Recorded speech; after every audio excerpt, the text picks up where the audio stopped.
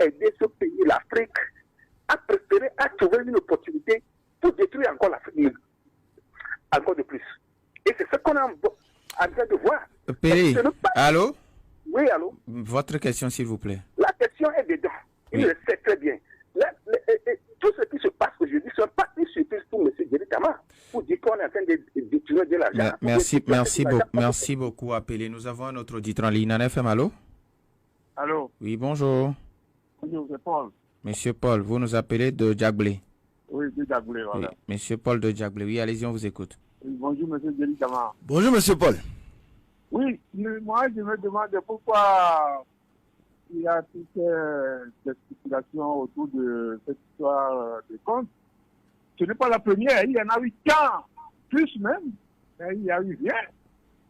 Hein? Je ne sais pas, tous ceux qui sont ces spéculations-là, je ne sais pas s'ils sont encore nouveaux des étrangers. Bon, maintenant, M. Djeri Tama, vous êtes à l'Assemblée, vous représentez la population, mais tout ce que vous faites n'a pas d'impact sur le gouvernement. Que vous dites, que vous faites n'importe quoi, rien. Est-ce que ça vaut encore la peine d'être là-bas pour parler seulement? Merci beaucoup à M. Paul de Djaglé. Nana FM, allô? Allô, bonjour. Oui, bonjour. C'est Bozambo. Monsieur Bozambo, oui, allez-y, on vous écoute. Ok, honorable, bonjour. Bozambo, vous m'avez manqué, ça fait longtemps. Oui. J'espère que vous allez bien. Oh, je me porte très très bien, honorable. Parfait. Vous et monsieur Abbas Kaboua, vous avez sorti et vous avez dit non. Le peuple togolais vous soutient. Donc, il faut agir en tant qu'un député élu par le peuple. Comme un député qui est élu par le peuple. Le peuple est derrière vous.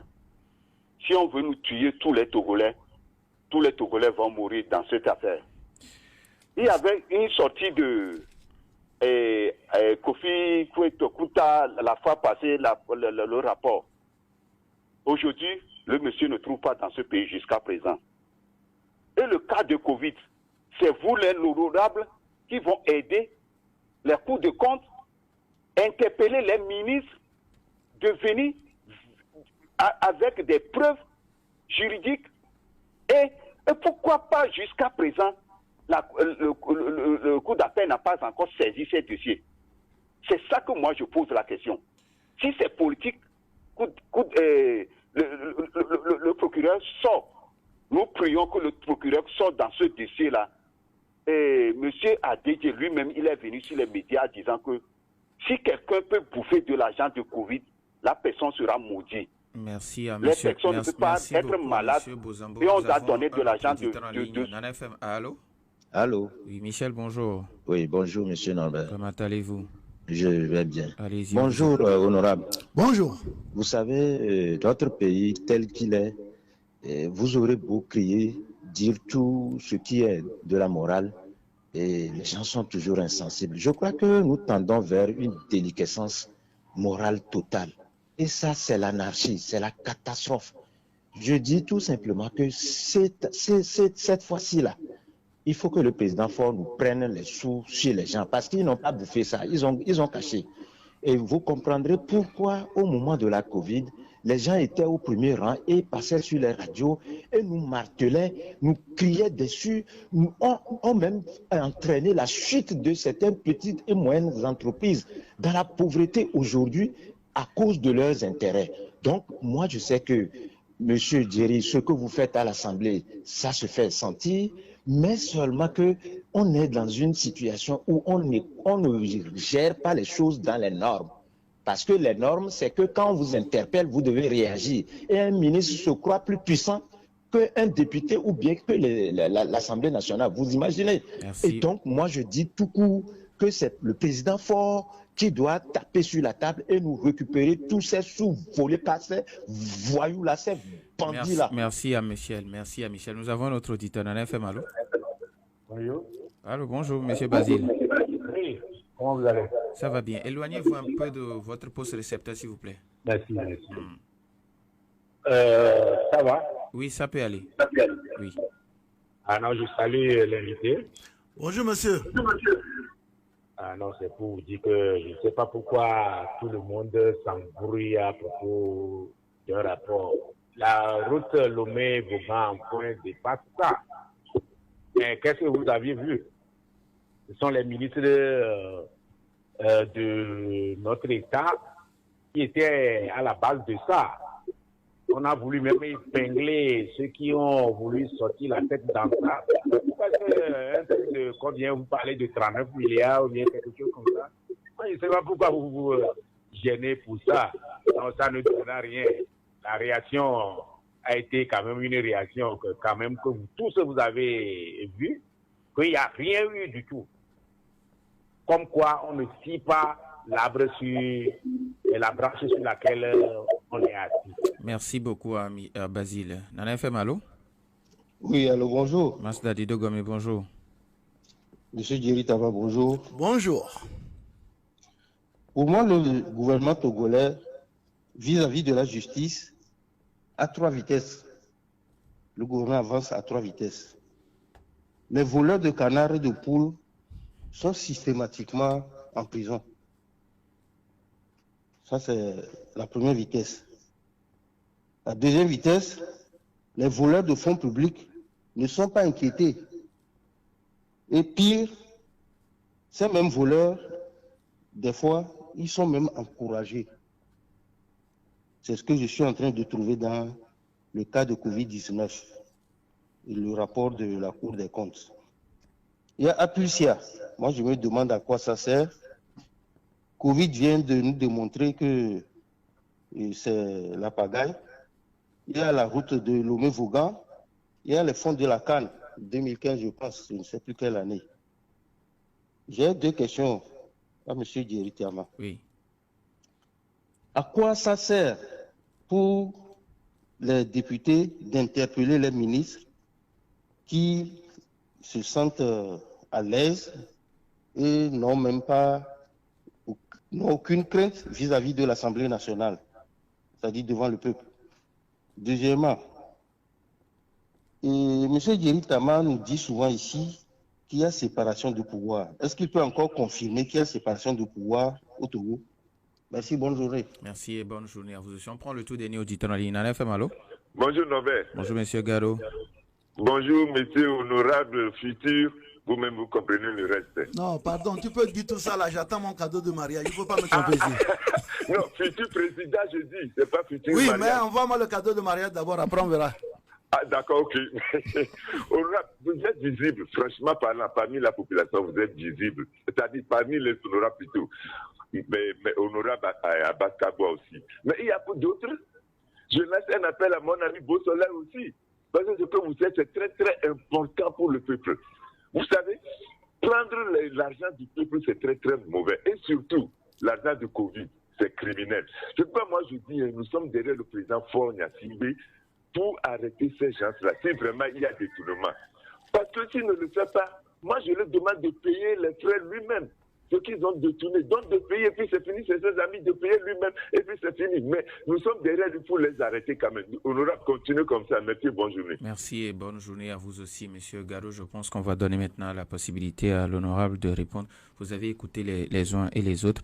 Monsieur Paul de Djagblé qui pense que, bon, ce n'est pas la première fois que ça ne va rien donner. Alors, honorable, si vous permettez, nous avons Papa Siviti en ligne. On va le prendre pour dernier auditeur. Papa Siviti, bonjour. Oh, vraiment, vous n'êtes pas cadré, mais vous avez le canon. Que Dieu vous bénisse. Finalement, qu'est-ce qu'il faut faire? En qui il faut avoir confiance. La Cour des comptes dit que les gens ont détourné. Maintenant, le gouvernement. Non. Voilà un député, pas des moindres, qui vient confirmer le détournement. Alors, il ne faut pas que l'État fasse que les gens se moquent de lui et que ceux qui sont contre lui disent que, ah voilà, c'est ce que nous avions dit. Vous voyez? Donc, comme les gens ont dit, notre président de la République, notre fils, notre petit frère, c'est nous qui l'avons voté. Il n'a qu'à tout faire pour que le Togo, quand on parle du Togo, que son nom soit bien cité. Je suis sage, j'ai vu tout ce que vous n'aviez pas vu depuis 56 à ce jour. C'est pourquoi je vous parle. Togolais, Aimez-vous, aimons-nous les uns les autres. Merci beaucoup. Merci à vous aussi, Papa Sivitia. Alors, honorable Monsieur Paul de Diaglé qui pense que bon, rien ne va changer, que ce n'est pas la première fois qu'il y a de ces malversations dans notre pays.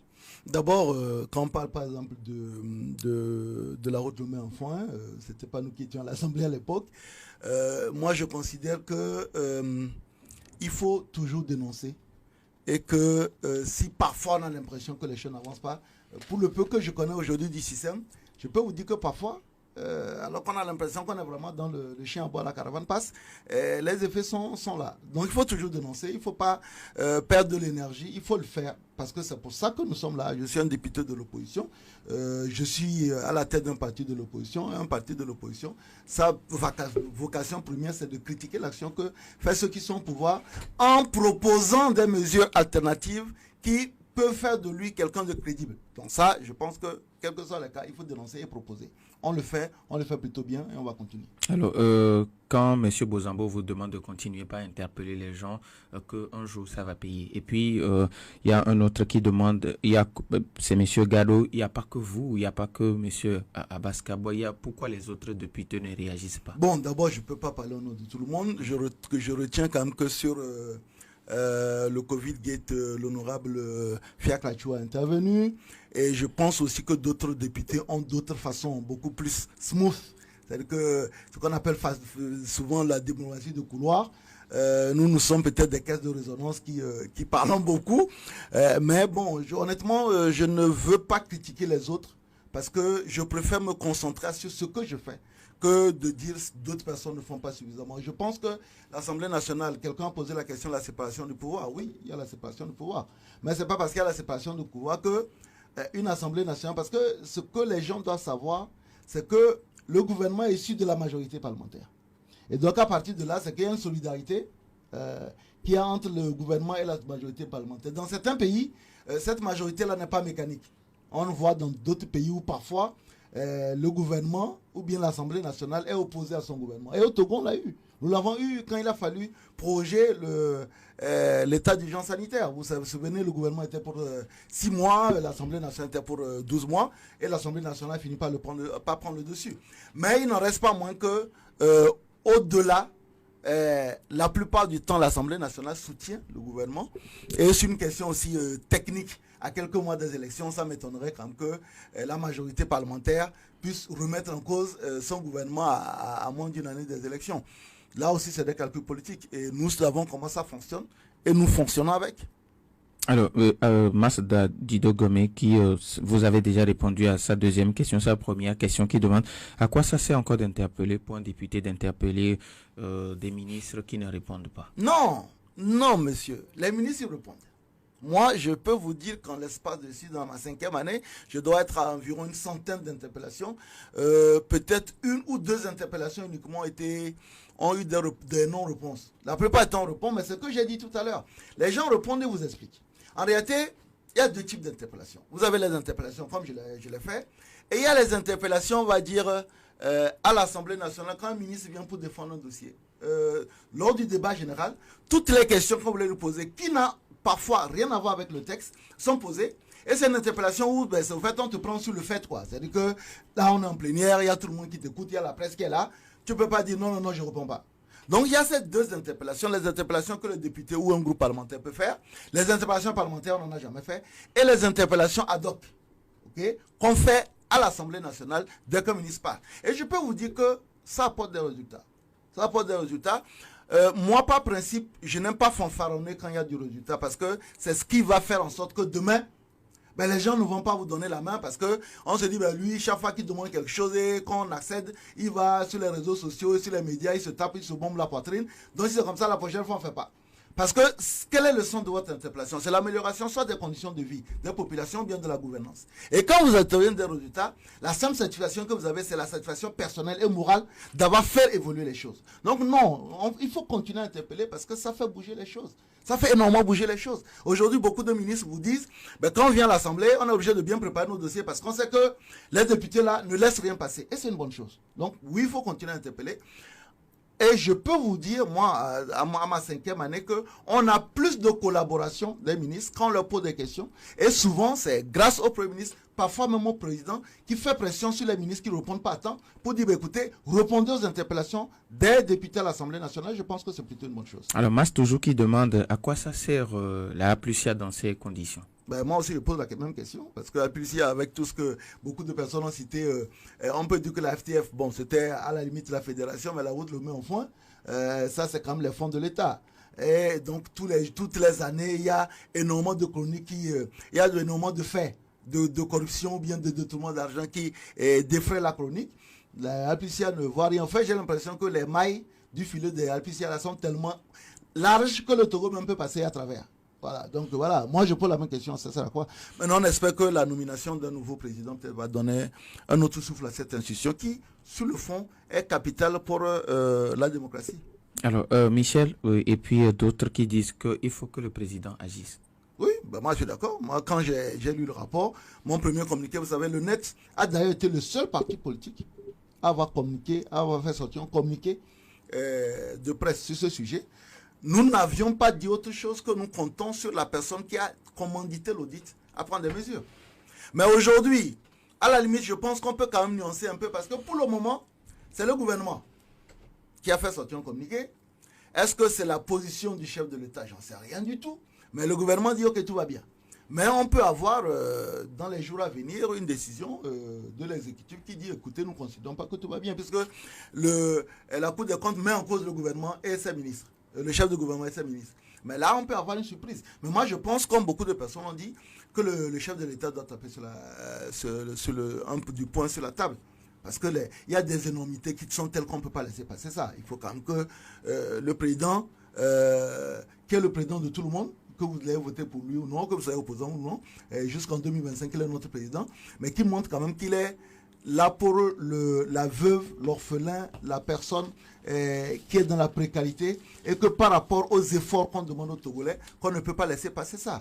Donc notre premier communiqué, c'était de dire, nous comptons sur le chef de l'État et nous continuons à continuer sur lui parce que c'est lui seul qui peut taper sur le truc. Nous, on va faire ouya, on parle ouya ici, là, les gens là, ils nous regardent, ils sourient. On va faire une interpellation. Si la personne te répond pour dire, conformément à la réponse du gouvernement, la Cour des comptes a dit que toutes les dépenses ont été régulières. Tu vas dire quoi? Parce que la Cour des comptes, on dirait c'est deux personnes, quoi, les deux visages du Janus. D'un côté, on dit que non, tout va pas, et puis après, on dit que non, tout va bien. Et donc, si tous les ministres répondent conformément à la conclusion de la Cour des comptes, toutes les dépenses ont été régulières et conformes aux règles de procédure de l'administration générale, tu dis quoi? Tu te retrouves comme un con, en fait. Donc, aujourd'hui, la seule personne qui peut sortir de cette situation, c'est le chef de l'État. Nous avons un auditeur en ligne. Nana FM, allô? Oui, bonjour. Oui, bonjour. Oui, c'est Ali. Monsieur Ali, oui, allez-y, on vous écoute. Oui, félicitations une fois encore à notre invité. Ça prouve encore son intelligence qui n'est pas utile au pays. S'il vous plaît, le gouvernement vient de faire un braquage officiel et qui est entériné par le chef de l'État qui gouverne par l'impunité. Et l'ensemble là est digne d'être démissionnaire. Tous doivent démissionner pour être à la portée de la justice. C'est le devoir du procureur de la République de nous éclaircir ceci et non d'être à la guet ou bien à la fuite pour arrêter nous qui appelons à la radio ou les opposants. Voilà, son travail est venu. Et il doit se constituer à la place de la population pour tenter procès contre ce gouvernement pour nous. Merci. Merci à vous aussi, monsieur Ali. Nana FM, allô? Allô? Oui, bonjour. Bonjour, monsieur Nobel. Monsieur Kokou, comment allez-vous? Ça va. Oui, allez-y, on vous écoute. Bonjour, monsieur Djelitama. Monsieur Kokou, vous m'avez manqué. Comment vous allez? Je vais bien. C'est bien. Ça me fait plaisir de vous écouter. Ok. Monsieur Djelitama, lorsqu'on quitte depuis le sommet de l'État, le chef de l'État, il est là, il dénonce. Les institutions, toutes les institutions de la République sont là. C'est pour la dénonciation seulement. Maintenant, à qui appartient le pouvoir de les gens? La Aplusia, l'autre fois, son président demandait à ce qu'on fasse tout pour qu'on puisse leur donner, on puisse changer leur loi pour leur donner plus de force pour attraper les gens. Qu'en pensez-vous? Second secondo. Concernant la COVID, moi, ce rapport ne me fait ni froid ni chaud. Mais ce que je voudrais demander, on constate qu'il y a des allègements dans ce histoire de COVID. Mais nos frères qui sont en prison, ils ne bénéficient pas de cet allègement. C'est 3 jours de visite qu'on leur a donné quand le COVID est arrivé. Mais si vous prenez les 3 jours, lundi, mercredi, vendredi, qui sont des jours de travail, vous n'êtes pas libre pour aller rendre visite à vos parents qui sont à la prison. Au jour d'aujourd'hui, qu'en pensez-vous à nos frères qui sont en prison? Merci beaucoup à M. Kokou. Je pense qu'on va prendre le tout dernier. Nana Femalo. Allô? Oui, bonjour. Bonjour, monsieur. Oui, votre nom, s'il vous plaît? Oui, c'est l'évangéliste Angelo Firmin. Monsieur Firmin, oui, allez-y, on vous écoute. Oui, je tiens à remercier le député Jerry Tama. Mais j'aimerais dire quelque chose qui est très important. Vous avez juste 1 minute, s'il vous plaît. Oui, je crois que le rapport, le communiqué qu'a fait sortir le gouvernement, moi en tant que société civile, puisque je suis aussi membre du MMLK, je crois que ça dit beaucoup de choses. Et c'est comme s'ils sont en train de dire à la population que nous pouvons tout faire, mais vous n'avez rien à nous dire quelque chose. Je crois que c'est très, très, très, très dangereux. Et je ne sais pas ce que nous apprenons à nos enfants par rapport à ce qu'ils ont fait comme communiqué. Donc, j'interpelle les députés à l'Assemblée. Quand même, la société civile aussi fera quand même sa part, mais que les députés aillent encore plus loin par rapport à ce problème. Sinon, ça portera encore des coups à la population. Merci beaucoup. Merci à vous aussi, M. Firmin. Alors, honorable, quand M. Ali dit que le procureur de la République doit s'auto-saisir. Bon, est-ce que le procureur de la République doit s'auto-saisir? Le procureur de la République s'auto-saisit si on reconnaissait qu'il y a des manifestations, mais quand on dit que tout va bien. Et le pire, c'est que ce n'est pas uniquement le gouvernement qui dit que tout va bien, c'est la Cour des comptes qui soulève quand même beaucoup de lièvres, et après il dit non, il n'y a pas de gibier.